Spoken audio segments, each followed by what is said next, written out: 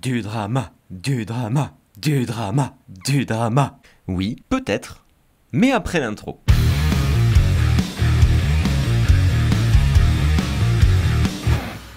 Et salut les gens derrière l'écran, c'est François pour la chaîne Explique-moi encore. Je suis ravi de vous retrouver comme à chaque fois pour une nouvelle vidéo. Puis si vous êtes nouveau ici, sur cette chaîne, on parle de faire des vidéos, de matos vidéo, de montage, tout ça. Donc si c'est quelque chose qui vous plaît, eh bien vous pouvez envisager de cliquer sur le petit bouton s'abonner et ne rien rater de la suite, la cloche, tout ça.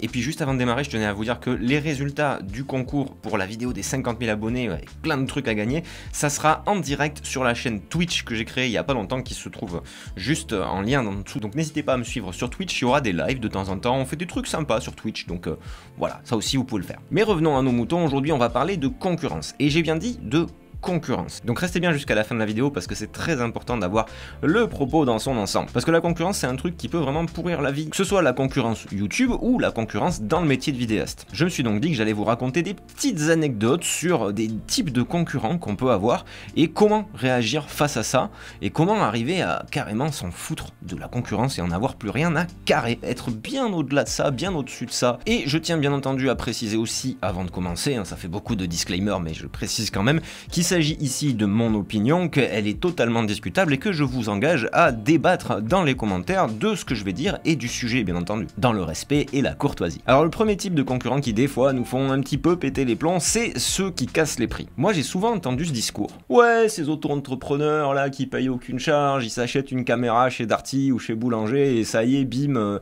ils arrivent avec des prix qui pètent le marché alors que moi je paye des charges et que j'ai un vrai travail et que machin. Je comprends tout à fait l'idée, mais je vais vous expliquer pourquoi je pense que c'est un petit peu un non-sens. Déjà, si c'est votre métier d'être vidéaste, si vous êtes en règle et tout, que vous avez votre statut, que vous payez vos charges et tout, c'est sûr que le prix d'une vidéo, c'est pas le prix d'un paquet de bonbons. Mais si un potentiel client va chercher un mec qui coûte 3 fois rien, qui est pas hyper pro, qui fait pas des vidéos de ouf, c'est peut-être que c'était pas un client pour vous. Pourquoi? Parce que déjà, il a peut-être pas le budget nécessaire. S'il a pas l'argent, il peut pas vous prendre forcément puisqu'il pourra pas vous payer. Donc en plus de ça, on s'évite des ennuis parce que si jamais on a un client qui peut pas payer, c'est toujours relou, etc. Ou alors qu'il se fout complètement de la qualité de la vidéo, que lui veut juste une vidéo parce qu'on lui a dit que ça faisait bien et que voilà, mais qu'il n'est pas sensible à ça. Donc là aussi, éviter ce genre de client, c'est plutôt une bonne chose pour vous. Deuxième cas possible pour un prix très bas, peut-être qu'on a un concurrent qui débute, et à ce compte-là, on a tous un petit peu débuté, on n'avait pas les prix au début qu'on a maintenant, donc c'est un petit peu normal qu'il ait des prix un peu plus bas que le vôtre, et auquel cas, il va pas rester sur ces prix très longtemps, sinon il n'arrivera pas à vivre correctement de sa vidéo, donc c'est quelque chose qui va être, on va dire, temporaire. Donc là encore, est-ce que vraiment c'est un problème?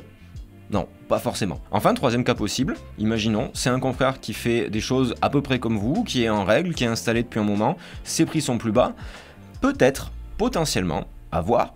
Là aussi, je prends des pincettes, peut-être que c'est que vos prix, pour le coup, ne sont pas forcément raccords avec le prix du marché qui est peut-être un peu plus bas.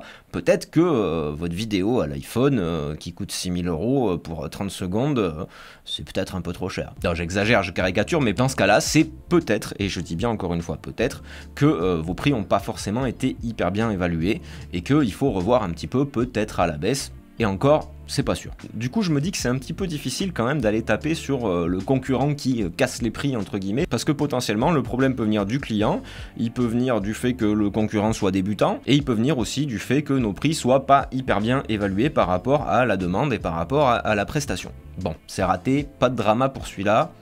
Mais on va passer au suivant, je suis sûr on va trouver quelque chose. La deuxième catégorie de concurrents qui vont potentiellement nous faire dégoupiller, c'est ceux qui nous reprennent nos idées. Et ça, c'est valable dans le taf de vidéaste, c'est valable sur YouTube, c'est valable pour beaucoup de choses. On imagine, vous avez sorti une vidéo de ouf avec un effet super sympa que vous avez jamais vu ailleurs, une colo, n'importe quoi, des transitions, un scénar de ouf. Et là, quelques semaines après, eh ben, vous avez votre concurrent qui sort une vidéo dans laquelle il a repris cet effet ou cette technique, où il a repris des trucs que vous aviez fait vous. Et là, je me dis, qui ne l'a jamais fait? Qui ne s'est jamais inspiré du travail d'un autre? En fait, on fait tous ça. on fait tout ça, on s'inspire tous du travail des autres. Alors je parle pas de plagiat, hein, bien évidemment, ça c'est complètement différent, mais reprendre des techniques, reprendre des effets, malheureusement on peut pas breveter ce genre de choses, et heureusement j'ai envie de dire, hein, parce que la création, ça serait un petit peu compliqué s'il fallait sortir un truc complètement original systématiquement à chaque fois. D'ailleurs j'avais fait une vidéo là-dessus qui s'affiche quelque part, que vous pouvez aller voir sur la créativité, le plagiat, tout ça. Je pense que c'est intéressant à voir aussi. Moi je me dis qu'à la limite c'est quand même plutôt flatteur, même lancer une mode, hein, quand on a vu Daniel Schiffer qui a fait ses b-roll cuisine épique machin, mais forcément on sait que c'est lui qui a lancé cette mode là et ça restera le patron.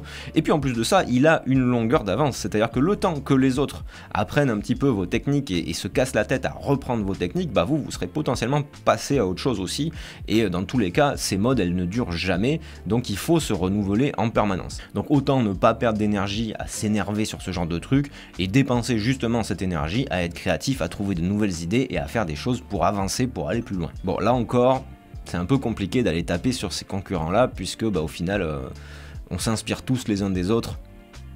On l'a peut-être fait un peu nous aussi. Bon, on va aller voir un autre type de concurrent. Je suis sûr que là, on va trouver quelqu'un sur qui taper, c'est obligé. Ah là, je suis sûr, on va y arriver, je suis sûr, on va y arriver. On va parler de ceux qui vendent du rêve. Vous l'avez peut-être vu aussi, ce concurrent qui fait du épique, cinématique, b-roll, 8K, mais smartphone ou machin, et qui au final en fait vend une presta filmée avec la même caméra que vous, avec les mêmes choses que vous. C'est juste qu'il survend un petit peu son truc, il met en valeur plus. Et là le truc qui coince, c'est qu'en fait, est-ce que vraiment ça vous impacte vous? Est-ce que vraiment le discours marketing de cette personne vous pénalise? Est-ce que c'est pas finalement un petit peu son problème? Et est-ce que à la limite, sur le long terme, est-ce qu'il est pas en train de se griller? Parce que bon, là on parle pas d'arnaque ou de trucs complètement faux, on parle juste de survendre quelque chose. Est-ce que finalement c'est pas un mauvais choix de sa part à lui, et qu'à un moment ça va pas lui revenir à la gueule, qu'au final il en a fait un peu trop, il s'est un petit peu avancé? Moi je me dis que mettre son produit en valeur et mettre ses vidéos en valeur de manière honnête, sans surjouer, sans survendre, ça reste un bon plan pour le long terme, parce que on est sur quelque chose d'éthique, on est sur quelque chose, voilà, où on ne vend pas du rêve, on vend de la réalité. Et sur le long terme, je pense qu'en termes de réputation, en termes de fidélisation de clientèle, on est sur quelque chose de beaucoup plus fonctionnel.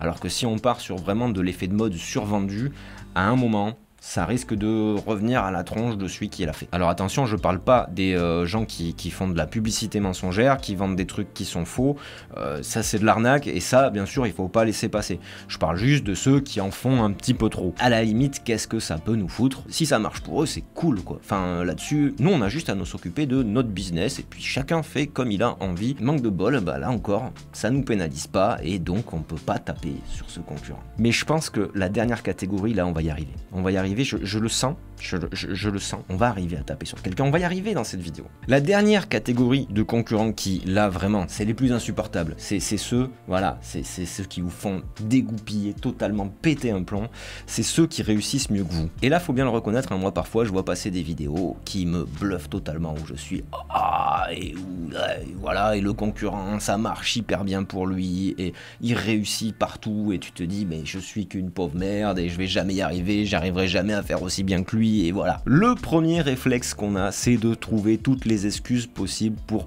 se dire que ce mec, il ne mérite pas son succès. Pourquoi lui? Pourquoi pas moi? Ça se trouve, c'est un escroc, et patati et patata. C'est un réflexe qui est totalement humain, et ça s'appelle la jalousie. Et c'est normal. Et je dis pas que c'est bien. Mais avouez, on l'a tous à un moment donné eu ce sentiment-là. Et je trouve que c'est justement très bien de le reconnaître et de s'en apercevoir. Parce que ça permet de prendre du recul sur les choses. Le reconnaître, c'est le meilleur moyen de s'en débarrasser et de voir les choses différemment. Parce que quand on a compris ça, on peut se dire, ouais, ok, en fait, bien joué, mec, t'as assuré, la vidéo elle est cool, à moi d'essayer de faire au moins aussi bien, et pourquoi pas essayer de faire encore mieux, et c'est du coup beaucoup plus sain. Moi il y a eu plein de fois où voilà, j'ai vu passer des vidéos et j'ai eu ce sentiment là un petit peu de colère en voyant passer, en me disant mais non, mais c'est juste qu'en fait c'est bien ce que les autres font aussi, et qu'il faut l'accepter. Donc en fait, ben non, on peut pas taper sur ceux qui réussissent mieux que nous non plus, puisque bah, ça tient qu'à nous de réussir aussi en bossant dur, et en bossant aussi dur que ceux qui réussissent mieux que nous. Donc on n'a pas réussi à taper sur qui que ce soit et sur les concurrents.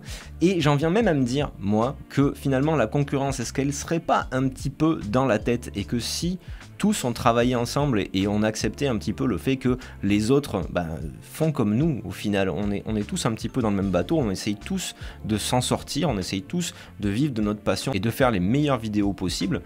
Et on a tous un petit peu le même regard sur les choses. Alors au lieu de se toiser tous les uns les autres en se disant voilà, chercher où est l'arnaque, où est la magouille chez l'autre, juste apprécier en fait le travail de l'autre et se dire voilà, ça c'est cool, ça c'est chouette, moi j'ai envie de faire un truc bien aussi, je vais vraiment me donner du mal. Et puis je vais me dire que si jamais il y a un souci, plutôt que d'aller accuser l'autre, le concurrent systématiquement en me disant que c'est forcément de sa faute si moi j'y arrive pas, peut-être faire une introspection sur soi-même et se dire peut-être qu'il y a quelque chose que je fais mal. Je dis pas que c'est 100% des cas, il y a des fois où effectivement il y a des cas de concurrence déloyale ou des choses comme ça, et ça c'est vraiment pas cool, me faites pas dire ce que j'ai pas dit, mais je pense que la plupart du temps, le problème il est chez nous. C'est pour ça que j'ai intitulé cette vidéo « La concurrence va détester cette vidéo » et non pas les concurrents. Parce que le problème, c'est pas les concurrents, c'est plutôt la concurrence, le concept de concurrence en général.